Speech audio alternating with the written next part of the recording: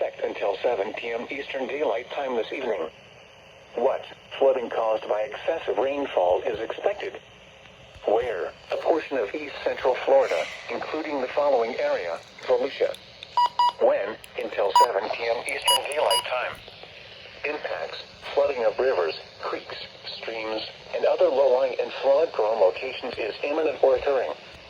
Additional details: at 4:56 p.m. Eastern Daylight Time, the public reported heavy rain in the Warren area due to thunderstorms.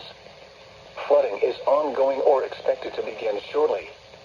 Between 4 and 6 inches of rain have fallen. Additional rainfall amounts of 2 to 3 inches are possible in the Warren area. Some locations that will experience flooding include Daytona Beach, Port Orange, New Smyrna Beach, South Daytona, Holly Hill, Daytona Beach Shores, Daytona Beach Airport, Daytona International Speedway, Ponds Inlet, Allendale, Spruce Creek. http://www.weather.gov/safety/flood turnaround. Don't drown when encountering flooded roads. Most flood deaths occur in vehicles. What the hell just happened?